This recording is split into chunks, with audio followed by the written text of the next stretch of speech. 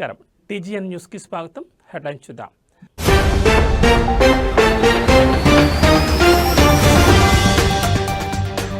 పహల్గాం ఉగ్రవాదుల ఎన్కౌంటర్, జమ్మూలోని దాచిగాంలో ఎదురుకాల్పులు.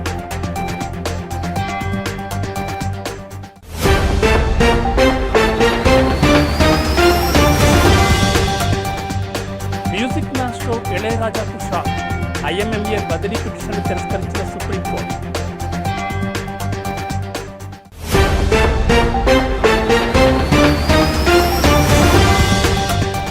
శ్రీశైలం జలాశయం 3 గేట్ల ఎత్తివేత, సాయంత్రానికి ఎగువ నుంచి వరద ఉధృతి.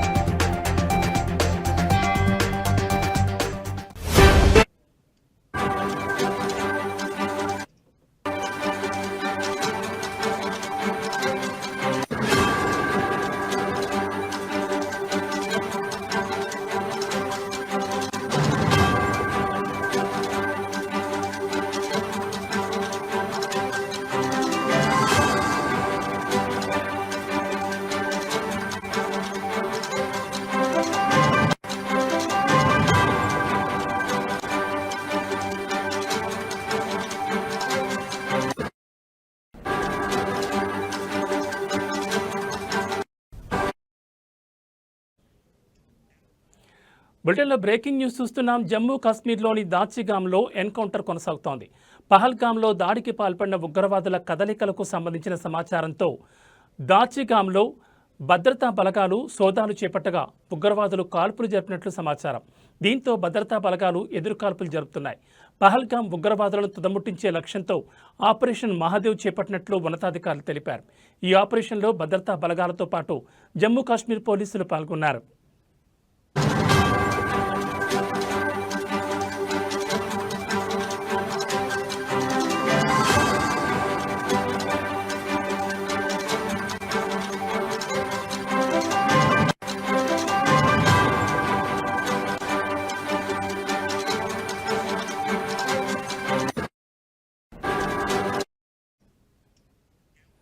ఇప్పటి వరకు 3 ఉగ్రవాదులను భద్రతా బలగాలు హతమార్చినట్లు సమాచారం. ఈ 3 ఉగ్రవాదులు పహల్గాంలో దాడికి పాల్పడిన వారని తెలుస్తోంది. అయితే ఈ విషయంపై భద్రతా బలగాల నుంచి అధికారిక ప్రకటన ఏదీ వెలువడలేదు. ఓవైపు పార్లమెంట్లో ఆపరేషన్ సింధూర్పై చర్చ జరుగుతుండగా జమ్మూ కాశ్మీర్లో ఎన్కౌంటర్ జరగడం, అది కూడా పహల్గాం ఉగ్రవాదుల ఏరివేత లక్ష్యంతో ఆపరేషన్ చేపట్టడంతో సర్వత్రా ఆసక్తి నెలకొంది.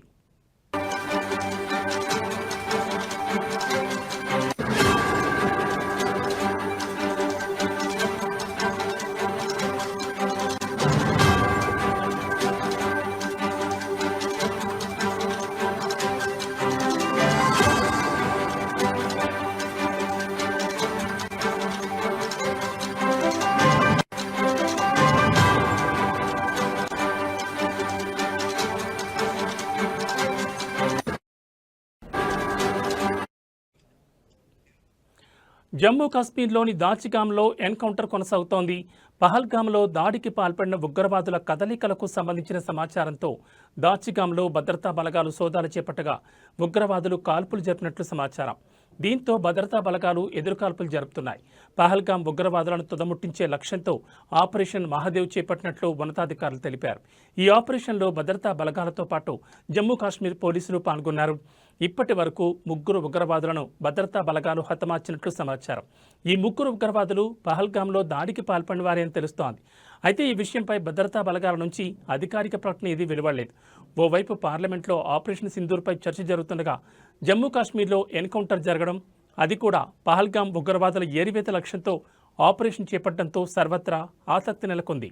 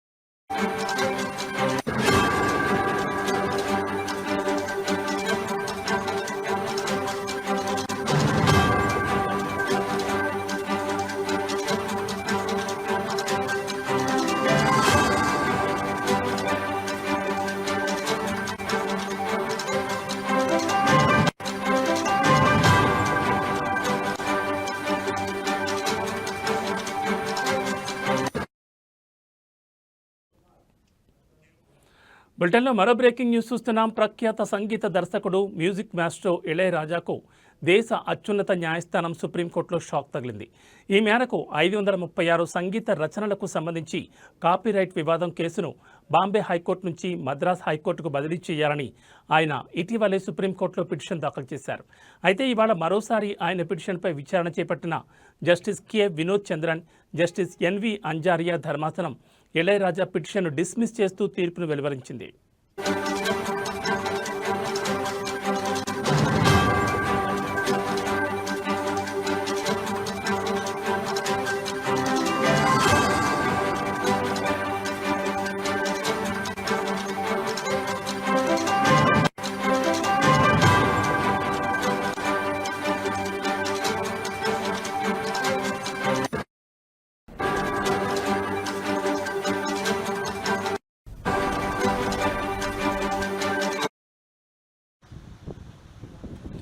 అయితే 2022లో Sony music entertainment Ilaiyaraaja music and management private లిమిటెడ్కు సంబంధించి 536 రచనలను ఉపయోగించకుండా బాంబే హైకోర్టులో పిటిషన్ దాఖలు చేసింది.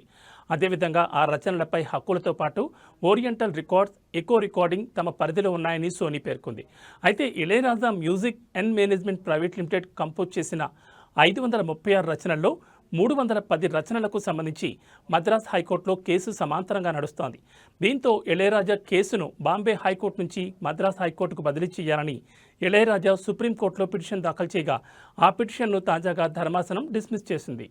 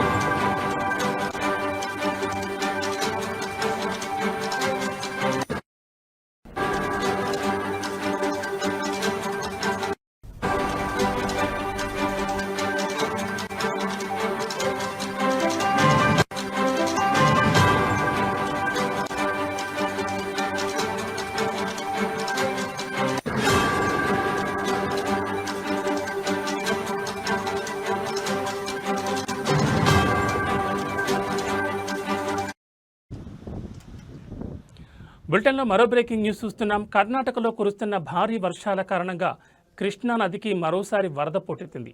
జోరాల, తుంగభద్ర జలాశయాలు గేట్లు తెరిచి వరదను దిగువకు విడుదల చేయడంతో ఈరోజు మధ్యాహ్నం వరకు శ్రీశైలం జలాశయానికి ఇన్ఫ్లో భారీగా పెరిగింది.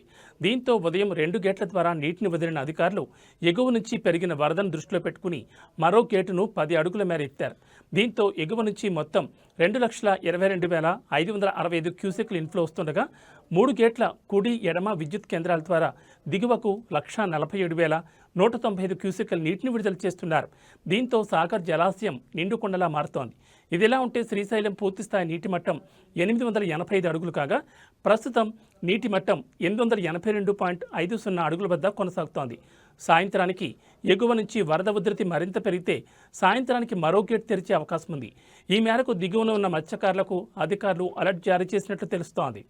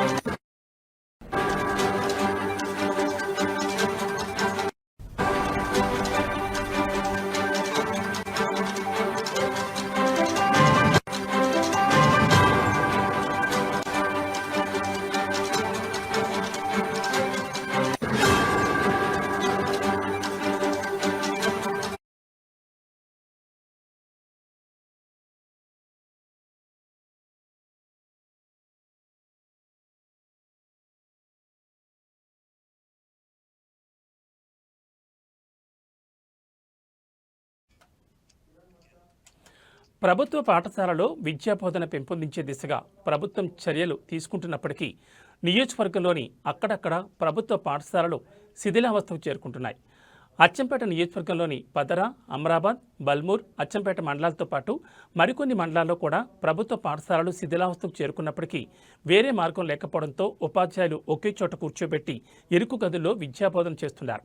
గత సంవత్సరంతో పోల్చుకుంటే ప్రభుత్వ పాఠశాలలో విద్యార్థుల హాజరు శాతం పెరిగిందని సంబంధిత జిల్లా, మండలాల ఉన్నతాధికారులు ప్రత్యేక చర్యలు తీసుకుంటున్నామని తెలిపారు.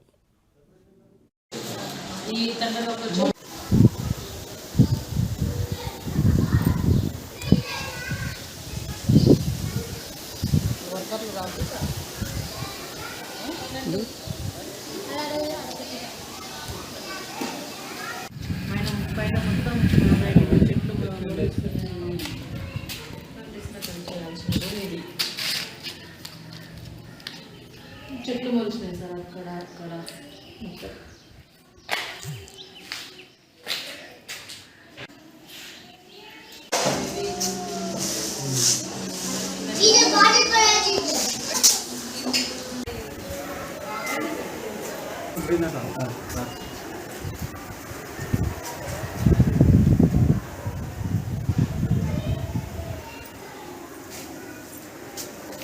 ఇది కిచెన్ షెడ్ సార్. చెప్పండి సార్. నమస్కారం సార్. నా పేరు డి సునీతాబాయి, తెలుగు ఎస్ఏ. నేను ఎంపీ యూపీఎస్ ఇప్పలపల్లి పాదరా మండలం నందు పనిచేస్తున్నాను. ఇప్పుడు మా స్కూల్ పరిస్థితులు స్థితిగతులను చూస్తే బిల్డింగ్ కొంచెం కొరతగా ఉంది సార్ మాకు. తర్వాత కిచెన్ షెడ్ కొరత ఉంది. వాటర్ ఫెసిలిటీస్ లేవు సార్. టీచర్లు శాంక్షన్ పోస్టులు 9 మంది, అందులో 7 మెంబర్స్ పనిచేస్తున్నాం. 3+4 ఒకరు బిఎండీలో ఉన్నారు. 3+3 వర్క్ చేస్తున్నాం సార్. 90 మెంబర్స్ స్టూడెంట్స్ ఉన్నారు సార్ మా దగ్గర.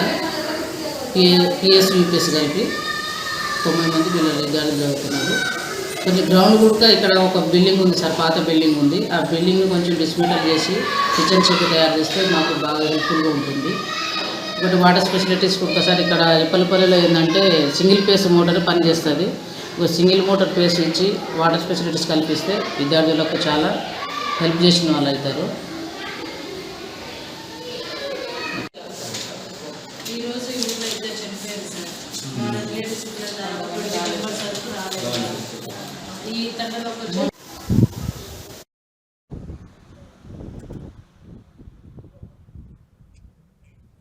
శ్రీ సత్యసాయి జిల్లా కొత్త చెరువు మండల కేంద్రంలో ఎన్నో రోజుల నుంచి ప్రధాన రహదారులు ఆక్రమణకు గురికావడంతో రాకపోకలకు తీవ్ర ఇబ్బందులు ఎదుర్కొంటున్న ప్రజానీకం ఫిర్యాదు మేరకు అధికారులు ఆక్రమ కట్టడాలను జేసీపీల సహాయంతో తొలగిస్తున్నారు. రెవెన్యూ అధికారులు ప్రధాన రహదారిపై అక్రమంగా కట్టడాలు చేపట్టిన వారికి గతంలో నోటీసులు జారీ చేశారు. అయితే ఆక్రమణదారులు గృహ సముదాయాలను తొలగించకపోవడంతో రెవెన్యూ అధికారులు, పోలీసులు ఆక్రమణ కట్టడాలను తొలగిస్తున్నారు. అధికారులు అక్రమ కట్టడాలు తొలగిస్తున్నందుకు పట్టణ ప్రజలు హర్షం వ్యక్తం చేస్తున్నారు.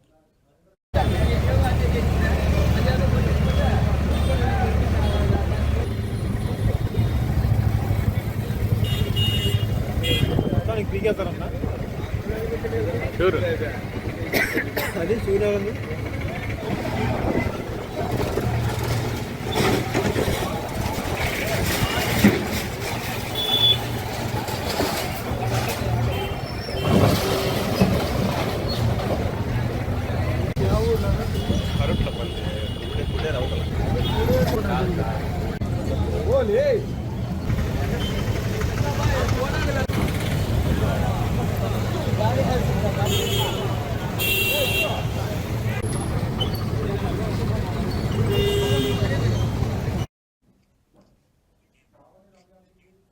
పశ్చిమ గోదావరి జిల్లా బీజేపీ ఆధ్వర్యంలో భీమవరంలో ఫిట్ ఇండియా స్తూపం వద్ద జిల్లాకు చెందిన కార్గిల్ యుద్ధ వీరులను సన్మానించారు.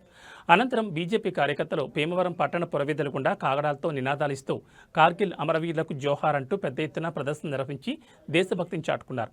ఈ సందర్భంగా జిల్లా బీజేపీ అధ్యక్షురాలు అయినంపూడి శ్రీదేవి మాట్లాడుతూ 1999 సంవత్సరంలో కార్గిల్ యుద్ధంలో 527 మంది అమరులయ్యారని, వారి ఆత్మకు శాంతి చేకూరాలని కోరారు. జై జవాన్ జై కిసాన్ జై జవాన్ జై జై జవాన్ జై జై జవాన్ జై జై కిసాన్ జై జై జవాన్ జై జై కిసాన్ జై కిసాన్ జై జవాన్ జై కిసాన్ జై జవాన్ జై కిసాన్ భారత్ మాతా కీ జై భారత్ మాతా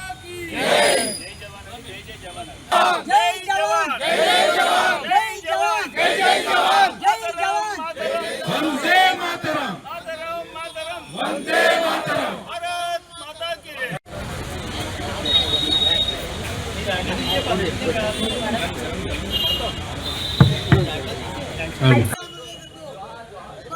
माता की जय, भारत माता की जय, भारत माता की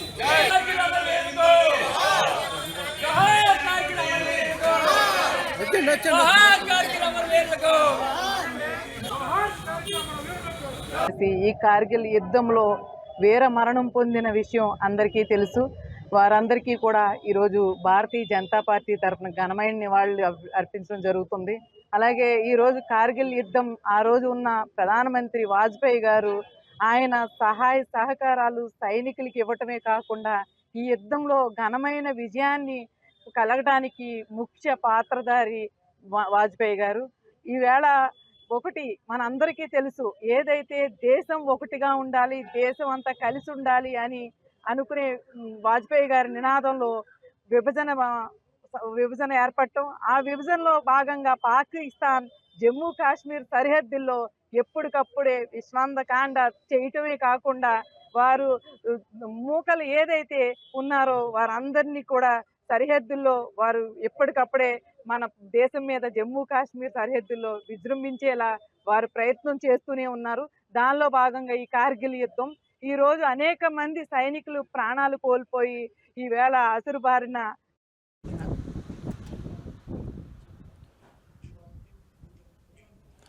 మనుబోలు మండల బీజేపీ పార్టీ నూతన అధ్యక్షులుగా వెంకన్నపాలెం గ్రామ వాస్తవ్యుడు వాసిరెడ్డి రామిరెడ్డి ప్రమాణ స్వీకారం చేశారు.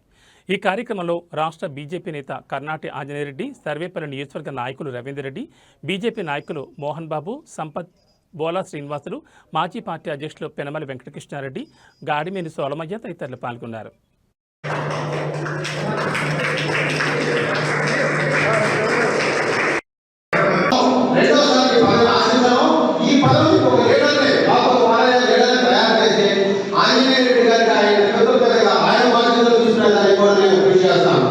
నేను డెవలప్ అయ్యి పార్టీ డెవలప్ చేసి ఇంకొక నాయకుడు ఇమీడియట్ గా రెడీ అయ్యే పరిస్థితులు కల్పిస్తానని మీకు సభాపూర్వకంగా మనం చేస్తున్నాను. ఆంజనేయ రెడ్డి గారు నాకు ముఖ్యంగా ఎందుకు నచ్చారంటే సమస్యల పట్ల ఆయన పోరాడే విధానం నచ్చింది. ఆయన స్ఫూర్తిగా తీసుకొని నేను ఈ మండలంలో ఉన్న సమస్యలపై పోరాడుతానని వాటిని సాల్వ్ చేయడానికి ప్రయత్నిస్తానని మీకు మీడియా ముఖ్యంగా తెలియజేస్తున్నాను.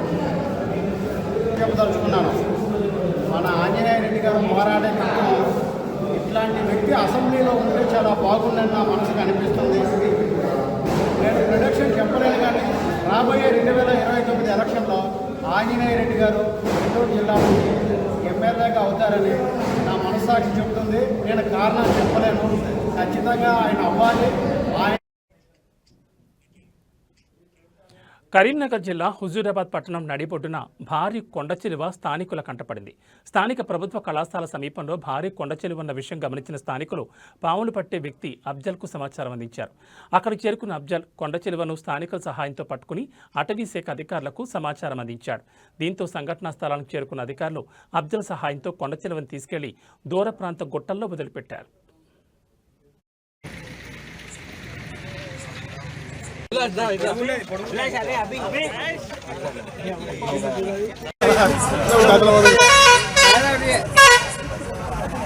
అల్లుడు మెడలేసుకో